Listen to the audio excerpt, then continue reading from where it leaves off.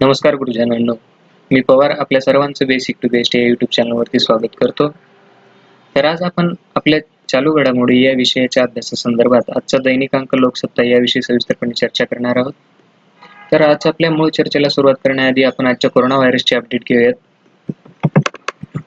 तर जगभरामध्ये ज्या काही केसेस आता पॉझिटिव्ह केस समोर आलेले आहेत त्या एकूण आहेत 43,42,335. त्याचप्रमाणे 2,92,886 इतके जण सुद्धा आपल्या या दुर्दैवी अशा आजाराने आपल्या सहवासामध्ये राहिलेले नाही आहेत. त्याचप्रमाणे या दुर्दैवी अशा संसर्गजन्य रोगावरती मात करणाऱ्यांची संख्या सुद्धा चांगलीच आहे. ती आहे 16,02,436. आता राज्यानुसार जर या कोरोनाग्रस्तांच्या आकडेवारीचा विचार केला तर सध्या महाराष्ट्र राज्याचा यामध्ये प्रथम क्रमांक लागत आहे. ती आपल्यासाठी एक दुर्दैवीच बाब आहे. तर महाराष्ट्र राज्यामध्ये ज्या काही पॉझिटिव्ह केसेस आता समोर आलेल्या आहेत त्यांची संख्या आहे एकूण 20,228. त्याचप्रमाणे या रोगावरती मात करणाऱ्यांची संख्या सुद्धा महाराष्ट्र राज्यामध्ये चांगलीच आहे. ती आहे 3,800.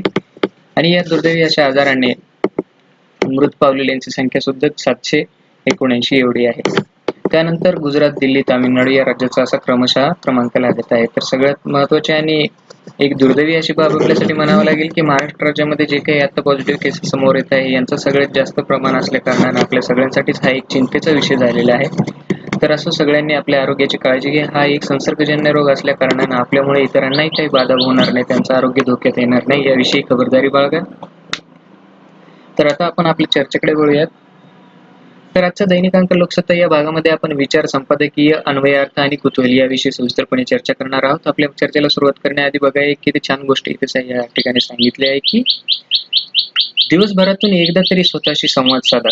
तसे केले नाही तर तुम्ही या जगातील एका चांगल्या व्यक्तीला भेटण्याची संधी गमवाल. आता खरंच आहे, स्वामी विवेकानंदांनी जे काही सांगितलं आहे की आपण दिवसभरातून एकदा तरी स्वतःशी 2 मिनिटं का होईना तर आपण स्वतःशी संवाद साधला पाहिजे. आता जर आपण या कोरोना काळातील वाईट परिस्थितीचा ताण घेतला तर प्रत्येकाला आज एक मानसिक ताण आहे किंवा तणाव आहे. तर या सगळ्या तणावातून एक आपल्याला उपाय म्हणून का होईना आपण स्वतःशी तरी संवाद साधला पाहिजे, असंच आपण एक इथून बोध घेऊयात आणि आपल्या मूळ चर्चेला आपण सुरुवात करूयात.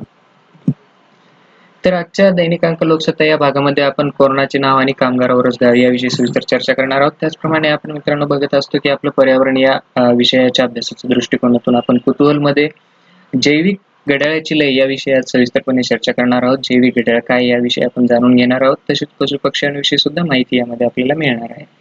तर त्यानंतर पुढच्या भागामध्ये आपण संपादकीय अभ्यासणार आहोत. यामध्येच हे कसले मुख्यमंत्री या शीर्षकाखाली जे काही आता कालच आपले प्रत्येक राज्याचे मुख्यमंत्री आणि आपल्या देशाचे पंतप्रधान नरेंद्र मोदी यांची जी काही एक संयुक्त बैठक झालेली आहे याविषयी आपले काकाश्रींनी राज्याच्या क्षमतेबद्दल जे काही प्रश्न निर्माण करणारे काही घटना आता सध्या घडत आहेत हे त्यांच्या दूरदृष्टिकोनातून जे काही त्यांना जाणून आलेले आहे याविषयी त्यांनी आपलं प्रखर मत इथे व्यक्त केलेलं आहे. तर याविषयी सुद्धा आपण सविस्तरपणे चर्चा करूयात. त्याचप्रमाणे अद्भुत कथनाचे तंत्र हा एक सेन्सिटिव्ह मुद्दा आहे या ठिकाणी. तर याविषयी सुद्धा आपण इथे चर्चा करणार आहोत. सेन्सिटिव्ह म्हणण्यामागचा उद्देश असा की यामध्ये स्त्री चरित्र जे काही आहेत याविषयी जे काही कथा कादंबऱ्या लिहिल्या गेलेल्या आहेत याविषयी त्यांनी एक सविस्तरपणे त्यांचं वर्णन या ठिकाणी केलेलं आहे. त्यांचे मत काय आहेत कथा कादंबऱ्या या लेखकांचे याविषयी आपण आपल्या मराठी साहित्य अभ्यासाच्या दृष्टिकोनातून याविषयी जाणून घेणार आहोत.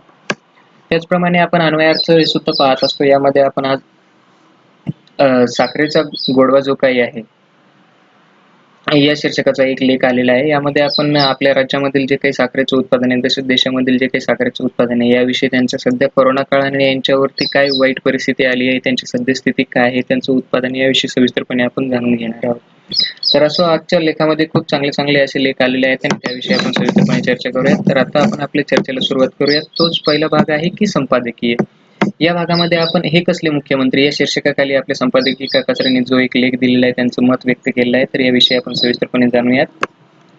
तर मूळचा मुद्दा असा आहे की आपली अनेक राज्य आपला सर्व भार हा काय पंतप्रधानामार्फत केंद्रावर टाकू इच्छितात आणि ही बाब राज्याच्या क्षमतेबाबत एक प्रश्न निर्माण करणारीच आहे असं मत जे काही इथे संपादकांनी व्यक्त केलं आहे. तर त्याविषयी आपण सविस्तरपणे जाणूयात. आता मूळचा मुद्दा असा की कोरोनाच्या आडून काय करत आहेत तर त्या राज्य सरकारे आणि केंद्रही आपापली आर्थिक कार्यक्षमता जे काही आहे ते दडवू पाहत आहेत. हा खरा प्रश्न तर इथे आहे. आता त्याचं उत्तर आपल्याला नकारार्थी असं सुद्धा देता येत नाही, कारण की सध्याची परिस्थिती पाहता प्रत्येक राज्याविषयी आपल्याला राज्याचे मुख्यमंत्री असतील किंवा केंद्रामधले जे काही प्रतिष्ठित लोक असतील यांच्याविषयी सुद्धा हाच एक दृष्टिकोन या ठिकाणी आपल्याला खरा मानावा लागणार आहे. आपल्याला त्यांचा हा दृष्टिकोन चुकीचा आहे असं सुद्धा आपल्याला मानण्यासाठी याच जागा नाही आहे. आता मान खाली घालून केंद्राचे आदेश पाळणे हा अनेक राज्याचा जो काही राजकीय चातुर्याचा भाग आहे.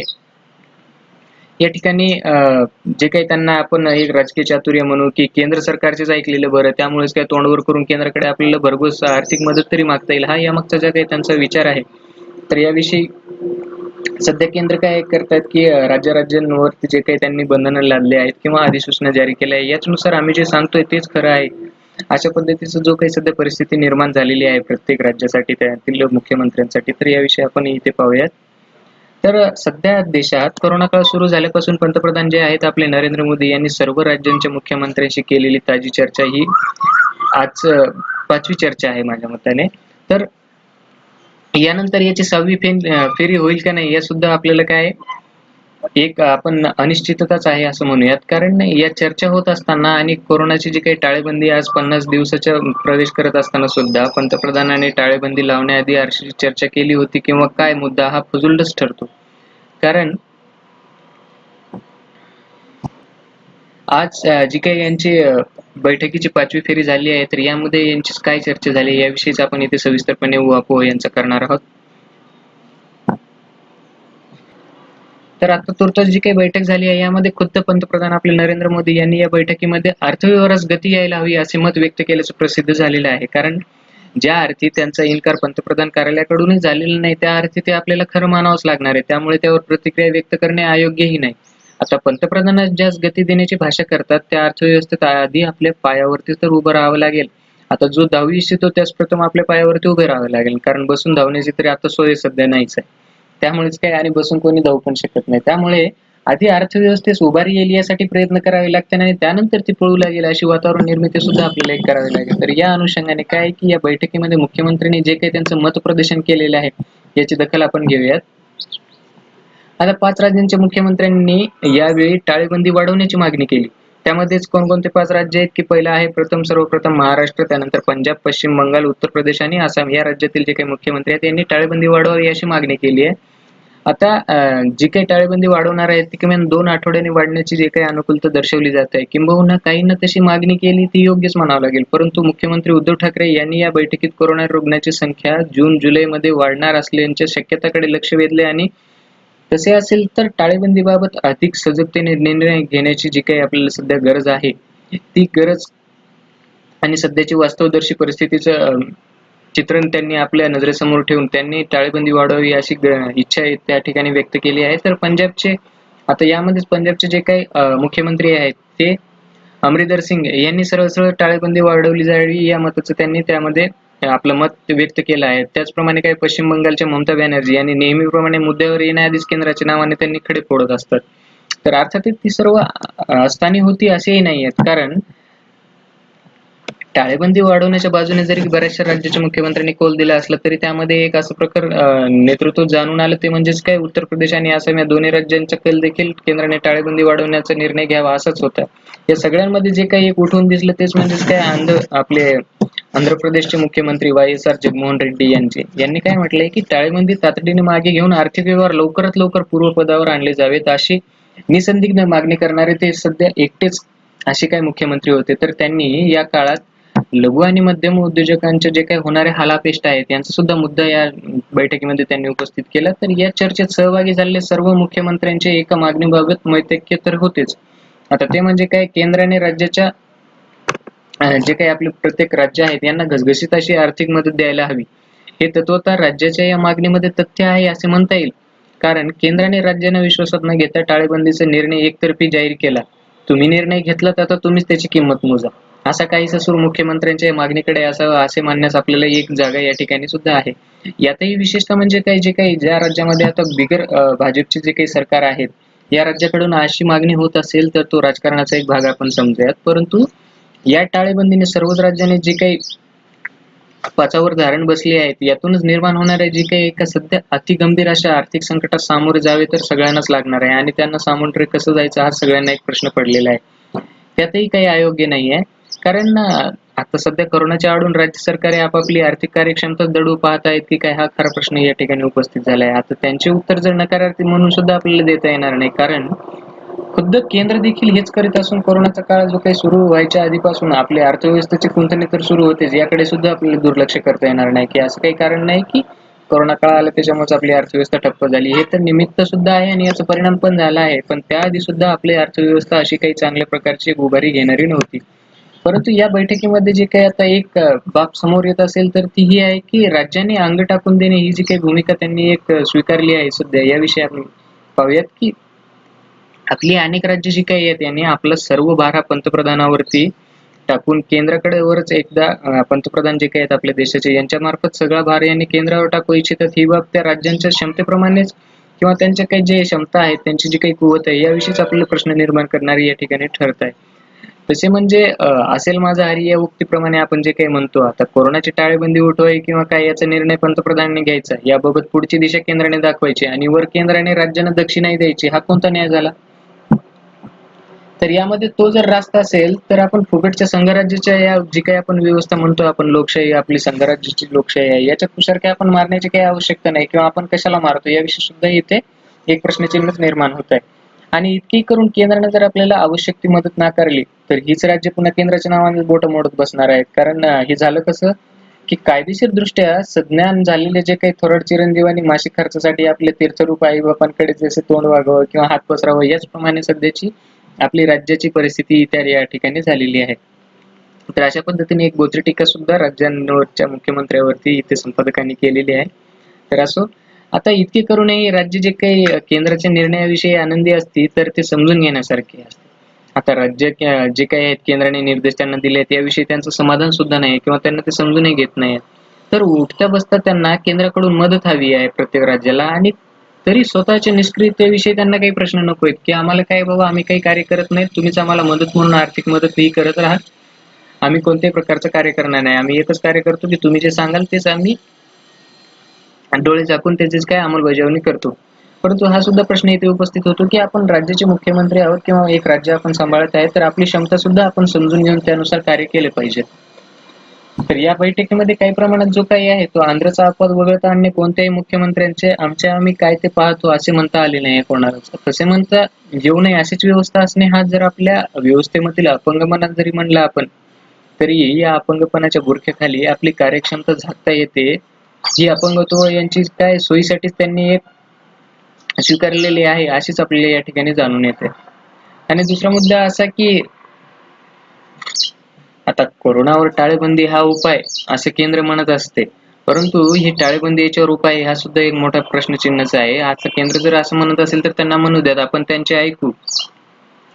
पण अशीच आपल्या बव्हंश राज्याची मानसिकता काय आहे की जे काही केंद्र म्हणते तेच आपण त्यांचं ऐकायचं. परंतु केरळ सारखा एखादा जो काही अपवाद जो स्वतःचा पर्याय स्वतः निवडतो आणि अजिबात न डगमगता त्याचा सातत्याने पाठपुरावा करतो. बाकी राज्यांचं याबाबतचे धोरण कसं आहे की उडाला तर पक्षी आणि बुडाला तर बेडूक याच पद्धतीचं आहे. कारण जे काही सांगितलं आहे ते निमूटपणे पालन करायचे हे त्यांचं धोरण आता बहुतांश अशा राज्यांनी स्वीकारले आहे. हे त्यांच्या प्रामाणिक आज्ञाधारकतेतून आले असते तर एक आपल्याला कौतुकास्पद वाटलं असतं, पण तसंही नाहीये. कारण त्यांनी आज्ञाधारक आपण आहेत असं सुद्धा म्हणू शकत नाही. आता पूर्णपणे टाळेबंदी असताना सुद्धा काही ठिकाणी जे काही कोरोनाचे रुग्ण वाढत आहेत या ठिकाणी शासन म्हणा किंवा प्रशासन म्हणा हे सगळेच एक ठिकाणी आपण स्वतःही नागरिकही त्यासाठी जबाबदार आहोत. तर हे जे काही सध्या चाललं आहे हे मान खाली घालून आदेश पाळणे हे अनेक राज्यांच्या राजकीय चातुर्याचा जो काही भाग आहे. आता केंद्र सरकारचे ऐकलेले बरे, त्यामुळेच काय होणार की तोंड वर काढून आपल्या केंद्राकडे भरघोस आर्थिक मदत तरी मागता येईल आणि मिळाली तर ठीक, नाही मिळाली तर पुन्हा केंद्राच्या नावाने आपण गळा काढण्यास तयारच राहणार आहेत, असंही यामागचा एक विचार असू शकतो. आता यात जे काही आपण परावलंबित्व स्वीकारलं आहे या भावनेतून आपल्या राज्याची वस्तू आणि सेवा करास मान्यता दिली.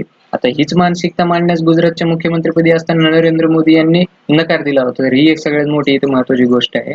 आणि आता अन्य राज्य वस्तू व सेवा करांचा वाटा मागत असताना पंतप्रधानपदी असताना आता पंतप्रधानपदी जे काही आपले नरेंद्र मोदी आहेत याविषयी कोणी एक शब्द सुद्धा बोलत नाही. तर हा किती या ठिकाणी एक विरोधाभास आपल्याला जाणून येत आहे. आता भारतात संघराज्य स्वरूप देताना आपल्या घटनाकारांना हे अभिप्रेत होतं काय, हा एक सगळ्यांसमोर आता प्रश्न आहे. आता याचे उत्तर आपल्याला नाही असंही म्हणता येत नाही, कारण सध्याची वास्तविक परिस्थिती पाहता तर ह्याला आपल्याला होकारार्थी उत्तरच द्यावे लागेल. परंतु यामुळे जे काही आपण एक निरोगी संघराज्य व्यवस्था आपल्याकडे अद्याप तयार झालेली नाही हे सुद्धा आपल्याला इथे मानण्यासाठी जागा आहे. कारण केंद्रातील सत्ता कोणत्याही पक्षाकडे असो त्याचा दृष्टिकोन आम्ही सांगतो ते ऐका असंच असतं. यातच लवकरात लवकर बदल झाला नाही तर राज्याचे मुख्यमंत्री हे फक्त केंद्राचे धोरण जे काही आहे त्याची अंमलबजावणी करण्यापुरतेच मर्यादित उरतील. आज सगळ्या राज्यांमध्ये काय झाली, आर्थिक ताकद ही केंद्रापेक्षा अधिक आहे, परंतु राज्य सरकार जे काही कर्मचाऱ्यांची संख्या सुद्धा जास्त आहे.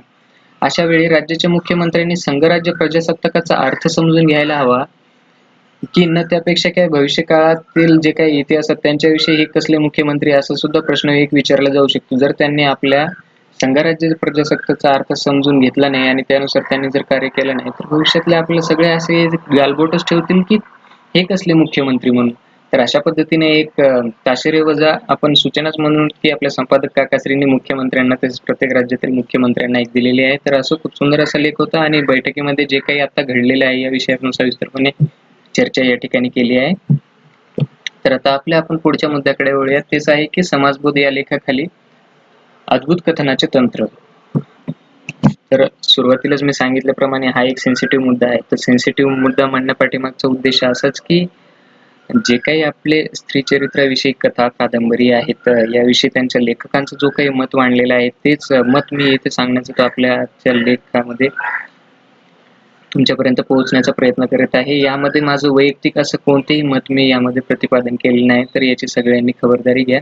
कारण हा एक सेन्सिटिव्ह मुद्दा असल्या कारणानं मी यामध्ये आपलं कोणतंही वैयक्तिक असं मत मांडत नाही आहे आणि जे काही त्यांच्या लेखक असतील किंवा कादंबरीकार जे काही आहेत त्यांच्याविषयी आणि आपल्या मराठी साहित्याच्या अभ्यासाविषयीच्या दृष्टिकोनातूनच मी हा लेख इथे या ठिकाणी घेतला आहे. तर यामधून कोणीही कृपा करून याचा गैरअर्थ काढण्याचा प्रयत्न करू नका आणि तशा पद्धतीने मी सुद्धा यामध्ये काही माझं एक असं वैयक्तिक मताचं प्रतिपादन केलेलं नाही आणि तसं करणार सुद्धा नाही. तर फक्त आपण आपल्या अभ्यासाच्या दृष्टिकोनातूनच हा लेख आहे ते आपल्याला समजून घ्यायचा आहे, एक समाजबोध आपल्याला घ्यायचा आहे. तर समाजबोध असताना आपण समाजाचं भान ठेवूनच या प्रत्येक गोष्टी आपण इथे पाहणार आहोत.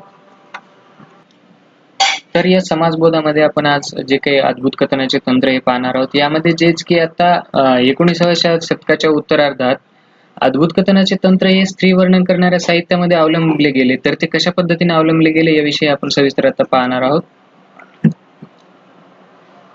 तर 19व्या शतकाच्या उत्तरार्धात लिहिले गेलेले जे काही स्त्रीविरोधी साहित्याची परखड चिकित्सा ताराबाई शिंदे यांनी स्त्री पुरुष तुलना 1882 मध्ये त्यांच्या निबंध पुस्तकातून केली होती. त्याचप्रमाणे काय मुक्तामाला हे ल मो हळंबे यांचे काय आहे की 1861 मध्ये जे काही त्यांनी एक कादंबरी लिहिली आहे याच्यातून. त्याचप्रमाणे मंजू घोषा नास रिसबूड 1868 मध्ये यासारख्या जे काही कादंबऱ्या व मनोरमा म बा चितळे 1871 या नाटकामधील जे काही स्त्रियांच्या विपर्यस्त चित्रणावर त्यांनी आक्षेप घेतला आहे.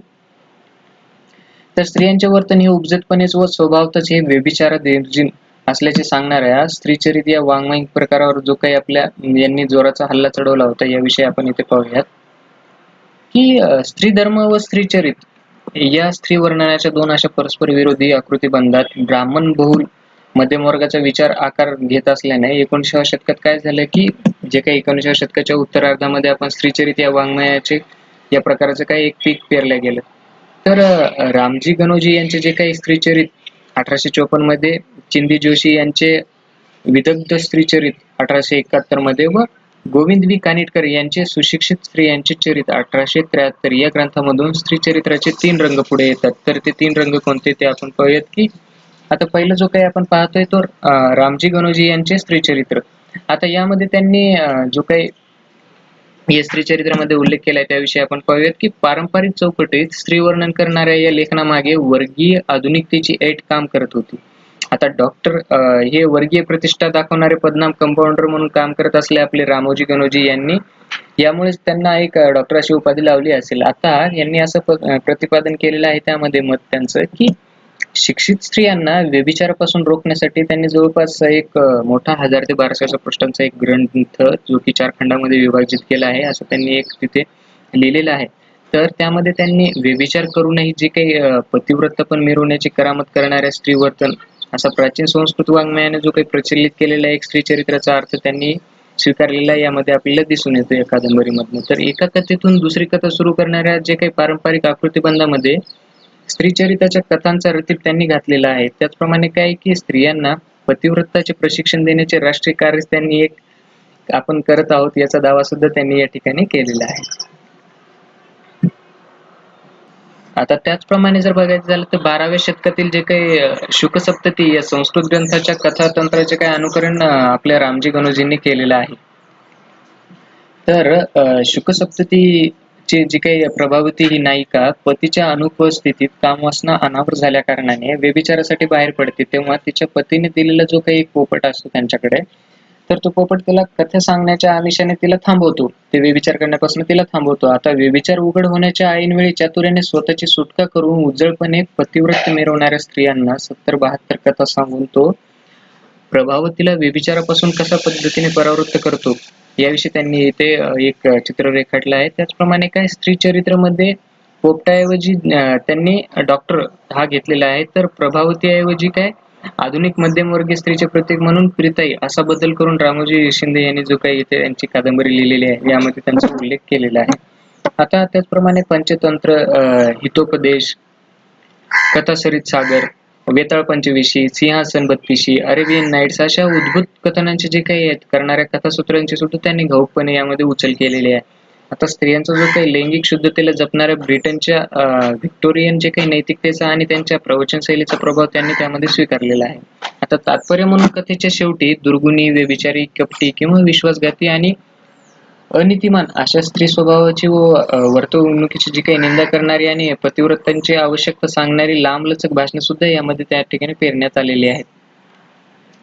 आता स्त्री पुरुषांमधील जो काही भेद सांगणारा विषम व विपर्यस्त वर्णनबंध यात गोवण्यात सुद्धा आला आहे. आता पुरुष दयाळू असतात, व्यभिचारी पत्नीला स्वीकारण्याचे उदारे बाळगणारे आणि स्त्रीला सुखी ठेवण्यासाठी सर्व प्रकारचे त्याग करणारे हे कसे पुरुष असतात. असे निरागस वर्णन पुरुषांसाठी जे काही यांनी या ठिकाणी योजण्यात आला आहे, तर त्याविषयी सुद्धा त्यांनी यामध्ये चित्रण केलं आहे. त्याउलट स्त्रियांसाठी त्यांनी जे काही लिहिलं आहे त्यामध्ये स्त्रिया कपटी असतात, पतीचा त्याग व समर्पण विसरून काम वासनेच्या स्वाधीन होणाऱ्या जे काही कृतज्ञपणे पतिनिष्ठेचा भंग करून व्यभिचार करणाऱ्या प्रसंगी पतीचा खून करण्यासही तयार असतात. अशा पद्धतीने या ठिकाणी त्यांनी स्त्रीचा एक उल्लेख केलेला आहे. तर माझा म्हणण्याचा उद्देश असा आहे की त्यांनी जे काही यामध्ये वर्णन केलं आहे तेच मी सांगतोय. यामध्ये माझं प्रत्यक्ष असं काही मत नाहीये. आणि हे जरी आता कोणत्याही माता भगिनी आपले ऐकत असतील त्यांना वाईट जरी वाटत असेल तरी अभ्यासाच्या दृष्टिकोनातून हे सुद्धा एक महत्वाचं आहे. असं त्यांनी फक्त वर्णन केलं आहे, प्रत्यक्षात मात्र आहे का नाही हे आपल्याला सुद्धा माहिती नाही. तर असे खुनशी वर्णन स्त्रिय पात्रासाठी त्यांनी योजलेले आहेत. आता स्त्री विचाराने चालल्यामुळे स्त्री प्रेमाच्या अधीन झाल्याने पुरुषाचा नाश होतो. स्त्रीच्या व्यभिचारी स्वभावामुळे व वर्तनामुळे तिच्या प्रियकराचा, पतीचा व अन्य आप्तांचाही सर्वनाश होतो, असे तात्पर्य त्यांनी या रामोजी गणोजी यांनी मांडलेले आहे. तर स्त्रीदास्य दृढमूल करणारा जो काही पारंपरिक तत्वव्यवहार त्यात उचलून धरण्यात सुद्धा आला आहे. आता राज्य करण्यासाठी स्त्रिया या अपात्र असतात, त्याचप्रमाणे काय पुरुष हा बीजरूपी तर स्त्री कशी भूमिरूपी असल्यामुळे स्त्रियांच्या पोटी जन्मलेल्या लेकरांवर पुरुषांचाच अधिकार असतो. अशा अनेकविध विधानांनी त्यांनी त्यामध्ये रेलचेल एक घातलेली आहे. आता पुरुष केंद्रीय विचारव्यूहातून लिहिलेल्या जे काही स्त्री चरित्राचे उद्दिष्ट स्त्री नियंत्रणाचे दायित्व स्वीकारलेले जे काही आक्रमत्व हिंसक कर्तेपणाचा प्रसार करणारेच होते.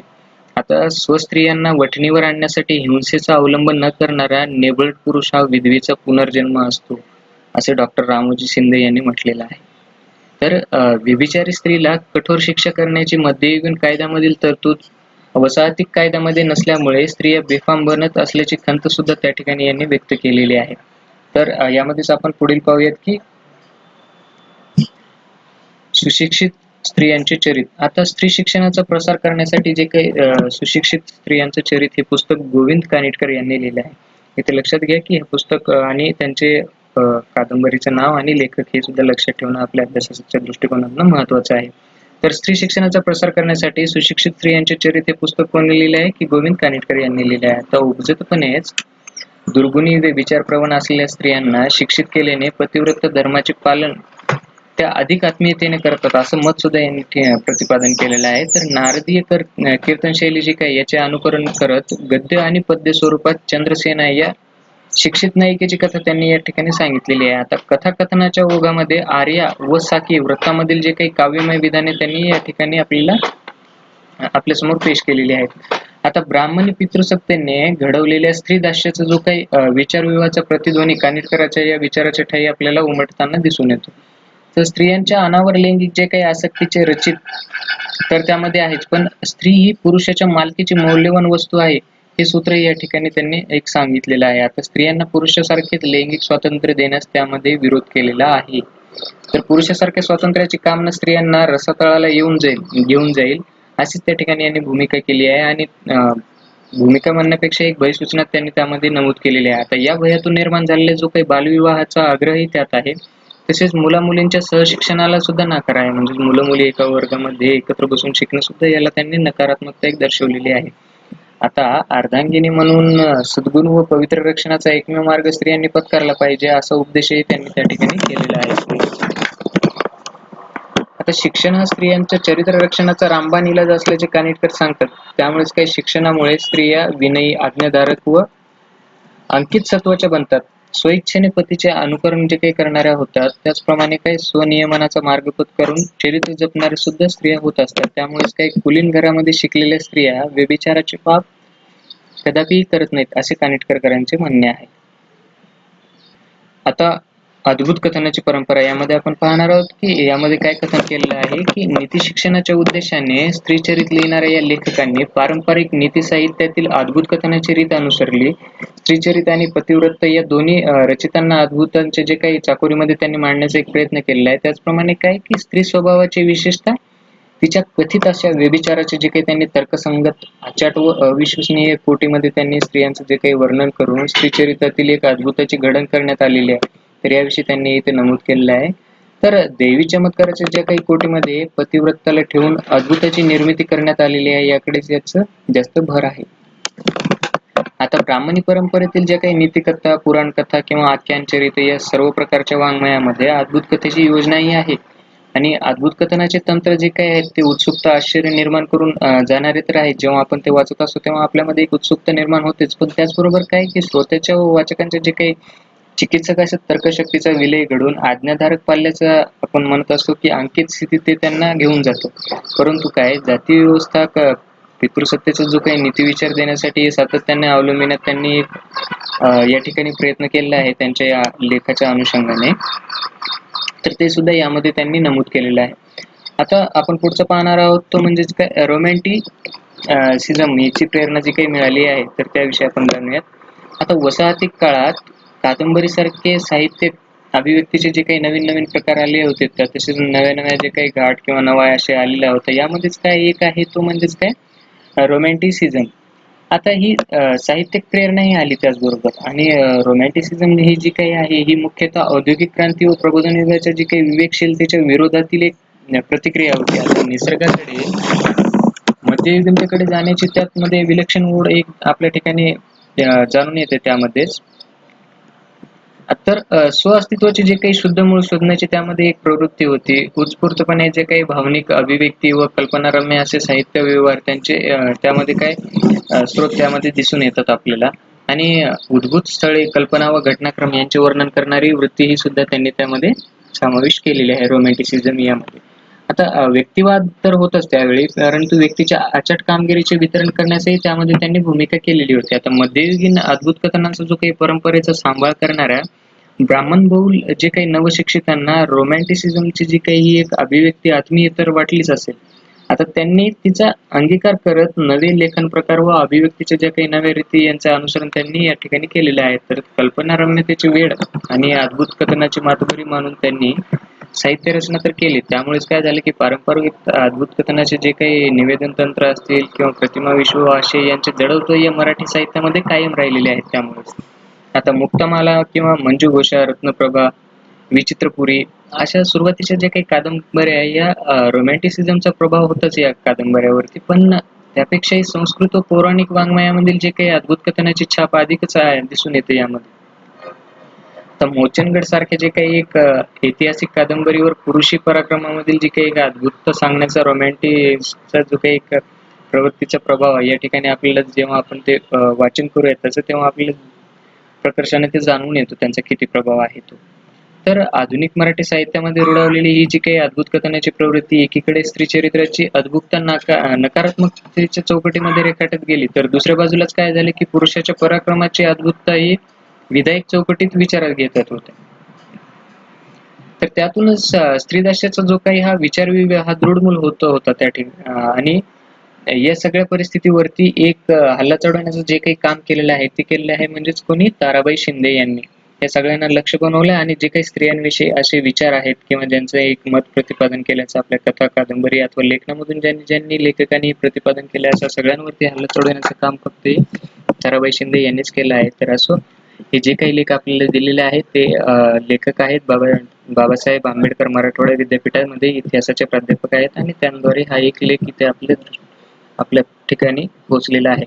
परंतु या सगळ्या लेखामध्ये विशेषतः एक गोष्ट आपल्या लक्षात घ्या की मराठी साहित्याच्या अभ्यासाच्या दृष्टिकोनातून आपण जे काही कथा कादंबऱ्या आहेत या आपण परीक्षेच्या दृष्टिकोनातून त्यांची नावे आणि लेखक याविषयी एवढाच फक्त आशय आपल्या अभ्यासासाठी घ्यावा.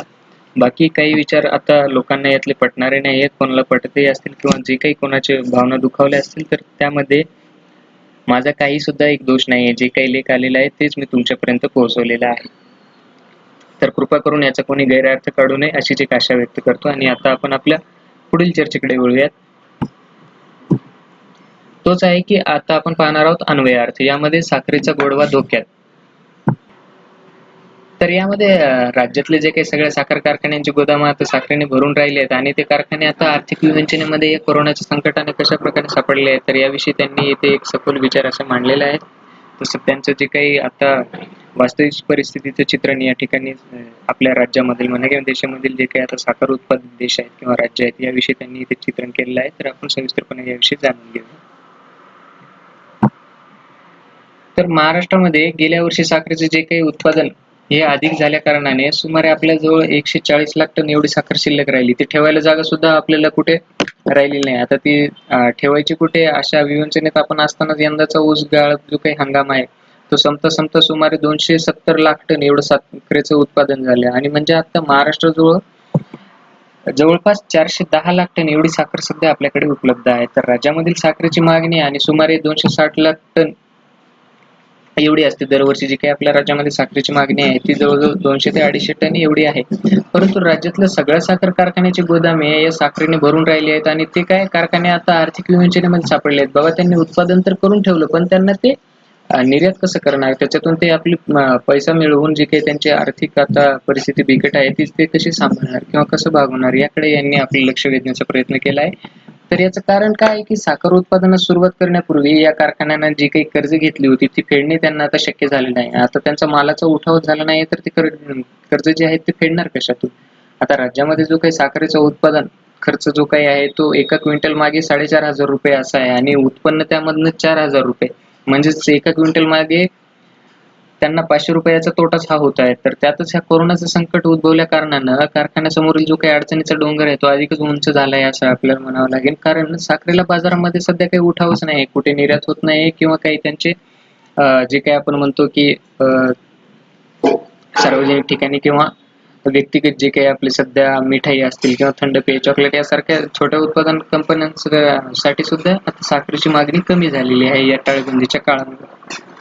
तर सुमारे 90% साखर औद्योगिक उत्पादनासाठी वापरली जाते, ज्यामध्ये की आपण म्हणूयात की अशा छोट्या उद्योगांमध्ये जे काही दुकानांपर्यंत किंवा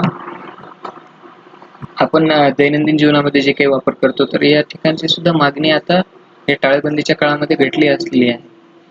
तर ज्या निर्यातीवर साखर कारखानदाराची मदार असते ती बंद असल्या कारणाने भरीसभर म्हणून कारखान्याने जे काही कर्ज घेतलेलं आहे ते फेडण्यास सुद्धा त्यांना आता अपयश येत आहे. कारण त्यांना साखरेच्या दर पोत्यामागे काय आहे, दर सुमारे 30 रुपयाचा एक आता भुर्दंड म्हणजे तोटा सुद्धा पडत आहे. आता त्यातल्या त्यात बरी म्हणावी अशी एक बाब म्हणजे ऊस उत्पादक शेतकऱ्यांना जी काही आधारभूत किंमत द्यायची असते त्यापैकी 85% रक्कम देण्यात आली आहे आणि परिणामी राज्यातील शेतकरी तर किमान शांत आहेत त्या कारणाने की त्यांची जी काही थकबाकी असेल कारखान्याकडे ती त्यांना मिळाली नाही तरी शेतकरी बंधू आपले सध्या शांत आहेत. परंतु याच पद्धतीने जर बघायचं झालं तर उत्तर प्रदेशात मात्र नेमके याचं उलट घडलं आहे. कारण तेथील कारखान्यांनी ऊस उत्पादकांची जी काही थकीत रक्कम न दिल्या कारणाने तेथील शेतकऱ्यामध्ये एक असंतोष असा पसरू लागला आहे. आता या परिस्थितीत नेमकी राज्य सरकारकडे मदतीची याचना केली जाते. आता उत्तर प्रदेशामधील जे काही कारखान्याकडे असलेली थकीत रक्कम आहे ती एकूण आहे 14,200 कोटी रुपये. खूप मोठी अशी रक्कम आहे आणि तेथील कारखानेही काय कोरोनाच्या संकटाचे बळी ठरले आहेत. परंतु तेथील शेतकरी या सगळ्या परिस्थितीमुळे आता अडचणीमध्येच आलेले आहेत. आता गेल्या काही वर्षात साखर जे काही कारखान्यामध्ये आपण एक बाय प्रोडक्ट म्हणून इथेनॉल निर्मितीलाही वेग आला होता. आता इथेनॉल तयार करून ते इंधनामध्ये मिसळण्यास परवानगी मिळाली होती, परंतु काही साखर कारखान्यांना त्यातून काही जे काही थोड्याफार प्रमाणात उत्पन्न मिळत होतं ते सुद्धा या कोरोनाच्या काळात टाळेबंदी झाल्याने एकतर इंधन वापर सध्या कमालीचा घटला आहे. कारण पेट्रोल डिझेल मिळणे हे प्रत्येक ठिकाणी म्हणजे एक कमालीचं किंवा कसरतीचंच काम बनलेलं आहे. परिणामी तेल कंपन्यांनी इथेनॉल खरेदी सुद्धा थांबवली आहे. या सगळ्यांचा एकत्रित परिणाम या साखर कारखानदारीवरच होऊ लागला आहे. आता ही संकटे कमी म्हणून की काय, यामध्येच अजून एक भर घातली ती आपल्या ब्राझील सारख्या या क्षेत्रामधील जे काही अव्वल स्थान म्हणजे ब्राझीलचा प्रथम क्रमांक लागतो साखर उत्पादनामध्ये. तर या देशांनी काय आपल्या धोरणामध्ये बदल केल्यामुळे भारतातील साखर कारखानदारापुढे एक प्रचंड मोठे असे आव्हानच उभे राहिले आहे. कारण ब्राझीलने आजवर साखर उत्पादनाला दुय्यम स्थान देऊन इथेनॉल निर्मिती करण्यावर भर दिला होता. आता जागतिक बाजारामध्ये तेलाच्या किमती घसरण्याने ब्राझीलने काय केले की आपल्या धोरणामध्ये बदल केला आणि ते आता साखर उत्पादनावर भर देणार आहे. तर असं झालं, अशा पद्धतीने जर त्यांनी आपल्या धोरणामध्ये बदल केला तर ती साखर आंतरराष्ट्रीय बाजारपेठेत भारतीय साखरेपेक्षा कमी दरामध्ये सुद्धा उपलब्ध होऊन जाईल आणि त्याचा फटका पुन्हा आपल्या भारतीय साखर कारखान्यांनाच बसणार आहे. तर ही एक खंत सुद्धा आहे आपल्या सगळ्यांसाठी. आता आंतरराष्ट्रीय बाजारपेठेमध्ये जी काही भारताची साखरेची निर्यात ही साधारण 8 लाख टन एवढी आहे आणि मार्च महिन्यापर्यंत त्यातील निम्मी साखर निर्यातही झाली आहे. परंतु यंदाच्या वर्षी पाऊसमान चांगले राहणार असल्याचा अंदाज असून त्यामुळे पुन्हा साखरेच्या उत्पादनात वाढ होण्याची शक्यता आहे. या परिस्थितीत साखर ठेवण्यास पुरेसे आपल्याकडे गोदामही नाही आहेत, उपलब्ध नाही आहेत आपल्याकडे. तर साखरेवरील हे संकट अधिकच आता आपण म्हणूया की अधिकाधिकच गंभीर असं होत चाललेलं आहे. असा एक अंदाज सुद्धा वर्तवला जात आहे की ही जी काही परिस्थिती निर्माण होणार आहे ही साखर कारखानदारीसाठी ही खूप भयानक आणि अडचणींनी भरलेलीच अशी असणार आहे. तर साखरेचे जे काही उत्पादन खर्चावर नियंत्रण आणि निर्यात धोरणामध्ये आमूलाग्र बदल करणे एवढाच मार्ग आहे आता शिल्लक राहिला आहे. याशिवाय दुसरा कुठलाही ऑप्शन आता नाही आहे. तर असं आत्ताच्या आपण एक साखर कारखान्यांबाबत जो काही साखरेचा गोडव्या धोक्यात असं जो काही आपण एक अन्वयार्थ घेतला आहे, तर आपल्या राज्यामध्ये जे काही साखरेचं उत्पादन आहे आणि ब्राझील सारख्या एका प्रथम क्रमांक लागणाऱ्या देशाने साखरच्या उत्पादनामध्ये त्यांनी आपल्या धोरणामध्ये कसं इथेनॉल निर्मितीवरून जास्त साखर उत्पादन करण्याकडेच कशा पद्धतीने एक धोरणामध्ये बदल केला याविषयी आपण सविस्तरपणे जाणून घेतलं आहे. तर असं आपल्या अभ्यासाच्या दृष्टिकोनातून आजचा उद्योगधंदा यामध्ये या अन्वयार्थाचा समावेश होतो. तर आपण आज योग्य असा अन्वयार्थ साखरेचा गोडवा कशा पद्धतीने धोक्यात आला आहे तर याविषयी जाणून घेतलं आहे. तर खूप योग्य अशी माहिती आपल्यापर्यंत पोहोचवली आहे. तर आता आपण आपल्या पुढील लेखापर्यंत कडे वळूयात. तो आहे कुतूहल. आपल्या पर्यावरणीय विषयाच्या अभ्यास दृष्टिकोनातून हा आपण लेख पाहत आहोत. तर यामध्ये जैविक घड्याळाचे लय याविषयी आपण जाणूया. आता जैविक घड्याळ म्हणजे घड्याळाचा एक भाग म्हणजेच काय की दैनिक लय, म्हणजे जे काही आपण दिवसागणिक जे काही होत असते त्याविषयीची एक लय आहे. तर ही लय कशी जन्मपूर्वच विकसित होत असते. तर याविषयी आपण अधिक जाणून घेऊयात की जे काही पक्ष्यांच्या स्थलांतराने नियमितपणे नेमक्या ठिकाणी परतणे, त्यांचे सकाळचे गाणे, त्याचप्रमाणे काही खारुताईचे विशिष्ट काळात अन्न गोळा करणे, अशा अनेक आश्चर्यकारक घटना जे काही येतात आणि आपण आपल्या सजीव सृष्टीमध्ये आपल्याला आपल्या दृष्टिकोनात आढळून येत असतात. तर हे सर्व जे काही घडते ते शरीरांतर्गत असलेले जे काही नैसर्गिक जैविक घड्याळामुळे घडते. तर पृथ्वीच्या अस्तित्वापासून हे जैविक घड्याळ किंवा प्रकाश अंधकाराचे जे काही चक्रानुसार सजीवांच्या दैनंदिन शारीरिक क्रिया हे नियंत्रित करत असतात. तर जैविक घड्याळ म्हणजेच काय की प्रत्येक सजीवांच्या शरीरामध्ये असणारी आणि पृथ्वीच्या गतीनुसार शरीरांचे तापमान, झोप किंवा संप्रेरक पातळी ही काही जे आपल्या शरीरामध्ये असली त्याचप्रमाणे काही शरीरातील विविध प्रक्रिया यावर नियंत्रण ठेवणारी ही एक काही नियंत्रण यंत्रणा आहे. तर या जैविक घड्याळाचा एक भाग म्हणजेच काय की दैनिक लय. आता ही लय जन्मपूर्वी विकसित होत असते. आता दैनिक लयचे जे काही उल्लेखनीय उदाहरण म्हणजेच संप्रेरक उत्पादनातील जे काही आपण स्लीप वेक किंवा झोप जाग चक्र जे काही आपण म्हणतो, तर ही लय सर्व प्राणी मात्रामध्ये प्रकाश आणि अंधकाराला प्रतिसाद देत राहिली आहे. ही एक नैसर्गिक अंतर्गत वेळ प्रणालीच आहे जी की बाह्य संकेताशिवाय सुद्धा चालू राहू शकते व प्राणी आणि वनस्पतीच्या ज्या काही क्रिया नियंत्रित करत असते. त्याचप्रमाणे काय वनस्पतीमध्ये जी काही आपण पानांची हालचाल पाहतो, रोपांची वाढ किंवा रोग कुजणे, प्रकाश संश्लेषण या सगळ्या क्रिया ज्या काही आहेत हे दैनंदिन तालानुसार बाहेरील जे काही प्रकाशाच्या चक्रांशी जुळवून घेतच सुरू असतात. आता ही लय जी काही आहे शरीरातील नैसर्गिक घटक आणि स्थानिक वातावरणाशी जुळवून घेतलेली असते. विविध मोसमामध्ये प्राणीमात्रांना अनेक तडजोडी स्वीकाराव्या लागतात, परंतु ऋतूची निसर्गामधील जी काही आखणी ही ठराविक असल्याने प्राण्यांना विशिष्ट अशा मोसमासाठी स्वतःला काही सज्ज करावे लागतं. आता काही प्राण्यांच्या हालचाली जे काही आहेत ते ऋतूनुसार बदललेल्या असतात, परंतु त्यामध्येच उदाहरणादाखल बघायचं झालं तर निशाचर जो काही आहे तो सूर्यास्ताला जागे होतात, त्या सक्रिय होतात.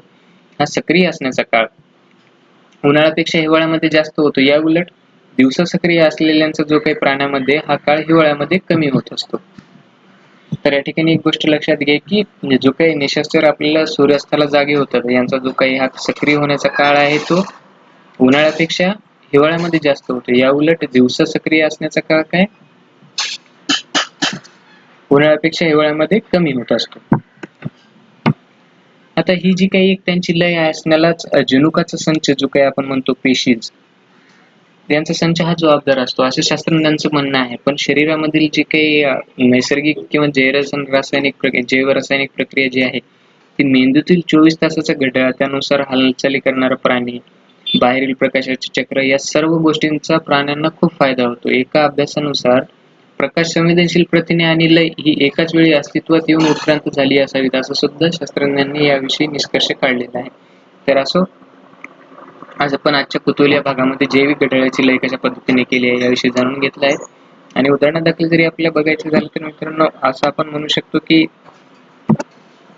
आपली जी काही जैविक लयची ही घड्याळ असते ही आपल्या मनुष्यामध्ये सुद्धा जाणून येतं. जर आपण एखाद्या वेळेस ठरवलं की हा मला एखादं कार्य करायचंय किंवा आपण आपल्या सुप्त मनाला असा आदेश दिला की मला आज सकाळी लवकर उठायचंय किंवा मला हे काम करायचंय तर कधी तुम्ही एक गोष्ट ही अनुभवूनही बघा.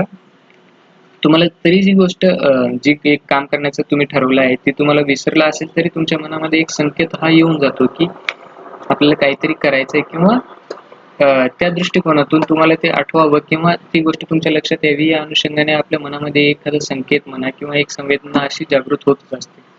तर सांगण्याचा उद्देश असा काही नाही की मी काही इतका आत्मसिद्धी प्राप्त झालेला सुद्धा काही मनुष्य नाही आहे. एक उदाहरणादाखल फक्त सांगत आहे की आपल्या तो पर्यावरणाचा आणि आपल्या शरीराच्या अभ्यासासाठी एक जैविक घड्याळाची जी काही लय आहे याच्याच दृष्टिकोनातून एक उदाहरण सांगितलेलं आहे. तर असो आजच्या भागामध्ये आपण खूप साऱ्या अशा महत्त्वाच्या आणि आपल्या अभ्यासासाठी महत्त्वपूर्ण अशा लेखांविषयी आपण चर्चा केलेली आहे. तर आजची चर्चा तुम्हाला कशी वाटली नक्की कळवा. त्याचप्रमाणे विद्यार्थी मित्रांनो मी एक सांगत असतोय की आता सध्या टाळेबंदीच्या काळामध्ये प्रत्येकाच्या अभ्यासामध्ये काही ना काही कारणाने एक जो काही खंड पडत आहे तो पडू नये म्हणूनच काय की त्यांनी नेहमी चालू घडामोडीविषयी सतर्क राहावे, जागरूक राहावे या कारणासाठीच माझा एक हा छोटासा प्रयत्न आहे. तर मी हा केलेला प्रयत्न जास्तीत जास्त आपल्या मित्रपरिवारांपर्यंत पोहोचावा हीच माझी एक अपेक्षा आहे. तर त्या कारणाने तुमच्याच्याने जितके शक्य होईल तितके मित्रापर्यंत आपल्या जे काही असतील किंवा जे काही आपले अभ्यास करणारे विद्यार्थी मित्र असतील यांच्यापर्यंत हा व्हिडिओ पोहोचवा तेवढीच एक अपेक्षा करतो. धन्यवाद.